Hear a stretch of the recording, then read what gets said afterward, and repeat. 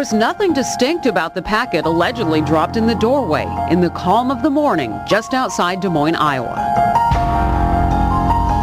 I thought, oh, how nice. Somebody left me something for my birthday. It was only when Noreen Gosch says she looked inside the parcel that she was taken back. Nearly a quarter of a century to the day, her 12-year-old son, Johnny, became the face of America's missing children. I opened it up and pulled out the pictures, and the top one was of Johnny alone, bound and gagged. And then when I looked at the second picture, there's not only my son laying there, but there's two other boys.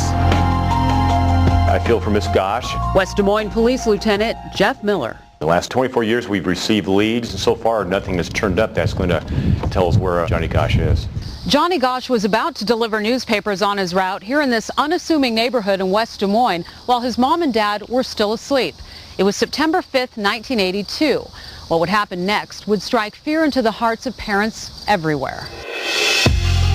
He came around the corner down here pulling his wagon full of papers, and he stopped right in front of this house.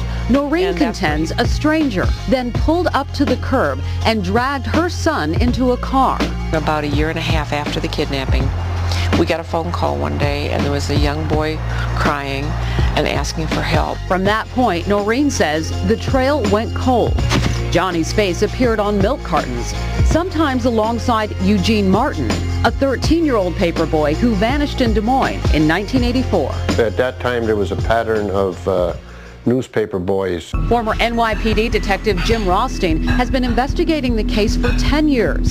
He believes Johnny was held captive by a ring of pedophiles. This is a typical operation where they have picked up and singled out a particular victim that they're going to take.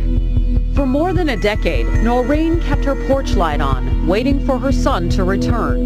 In 1997, at 27 years old, she says he came back for a short visit, accompanied by a silent, shadowy figure.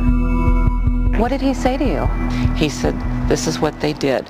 They took kids from different parts of the country. They used us for prostitution. They made us be with pedophiles for money.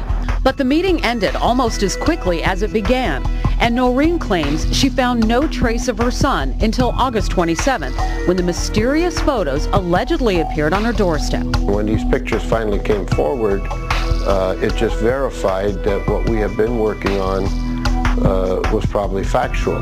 Or was it? Is someone reaching through time to send a mother a clue about her missing child? Or are these disturbing images part of some twisted hoax? I was shocked to see the photographs. Florida investigator Nelson Zalva claims he saw the same photos while working for the Hillsborough County Sheriff's Department several years before Johnny Gosch's disappearance. I identified the kids, identified the man who was taking the pictures, to the best of my recollection. As unsettling as these pictures are, Zalva says the children insisted they were models and nothing more. Sorry I can't give you names because it was 28 years ago. Still, an Iowa crime lab continues to examine the photos. Most people don't even believe these things exist, and that's the biggest problem we have. Nobody wants to believe it. And Johnny's mother still believes these photos are real and are of her son. She is waiting to hear from investigators in Iowa as they continue to double check what's going on.